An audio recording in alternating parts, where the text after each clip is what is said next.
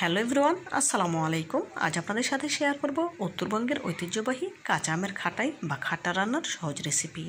এই রেসিপিটি এক এক অঞ্চলে এক এক নামে চিনে থাকেন। গরম ভাতের সাথে এই রেসিপিটি অসম্ভব মজার হয়। তো বন্ধুরা, কথা না বাড়িয়ে চলুন খাটাই রান্নার মূল প্রস্তুত প্রণালীতে যাওয়া যাক। খাটাই বা খাট্টা রান্না করার জন্য প্রধান যে দুটি উপকরণ লাগবে তা হচ্ছে মিষ্টি আলু এবং কাঁচা আম। দেখুন, মিষ্টি আলুগুলো খুব ভালোভাবে ধুয়ে পরিষ্কার করে পাতলা পাতলা স্লাইস করে কেটে নিয়েছি, দেখেই বুঝতে পারছেন। নিয়েছি একটি আম, ওপর থেকে খোসাটা ছাড়িয়ে খুব ভালোভাবে কেটে ধুয়ে পরিষ্কার করে নিয়েছি। এখন রান্নার মূল প্রিপারেশনে চলে যাচ্ছি। চুলে একটি প্যান বসে পর্যাপ্ত পরিমাণে পানি দিয়েছি, তার সাথে অ্যাড করে দিলাম আগে থেকে কেটে ধুয়ে রাখা মিষ্টি আলুগুলো। দিয়েছি পরিমাণ মতো লবণ, একটি পেঁয়াজ কুচি, হাফ চা চামচ হলুদ গুঁড়া, হাফ চা চামচ লাল মরিচের গুঁড়া, 1 চা চামচ রসুন বাটা, দিব 3টি কাঁচামরিচ। স্প্যাচুলার সাহায্যে নেড়েচেড়ে নেব। গ্যাসের ফ্লেম অন করে দিয়ে ঢাকা দিয়ে জাল করে নেব। 3-4 মিনিট জাল করে নেওয়ার পর ফিরে এলাম। এখন ঢাকা তুলে নেব। চেক করে নেব মিষ্টি আলুটা সেদ্ধ হয়েছে কি না। যেহেতু পাতলা স্লাইসে কেটে নিয়েছি, সেদ্ধ হতে তেমন একটা সময় লাগবে না।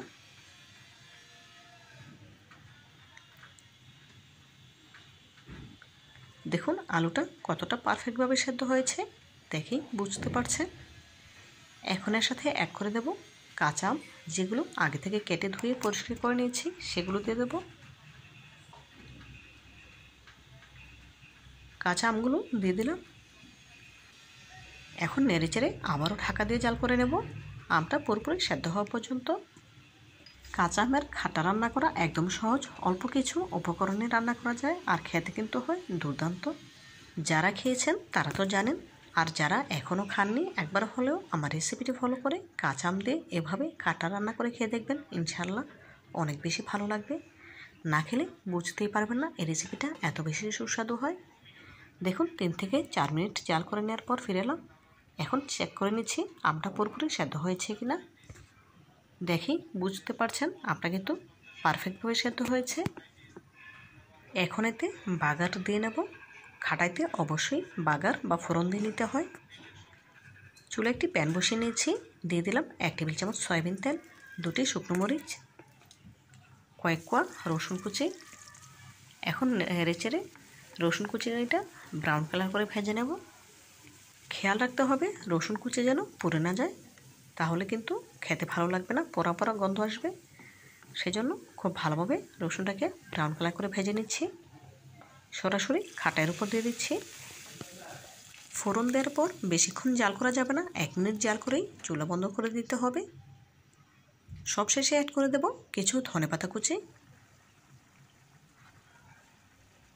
নেড়েচেড়ে খুব ভালোভাবে একটা বলক তুলে নিতে হবে।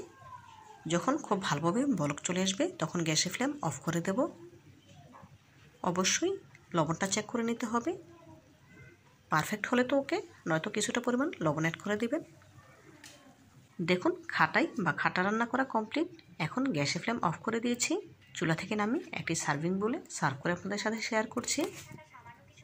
দেখলেন তো বন্ধুরা, খাটাই বা খাটা রান্না করা কতটা সহজ।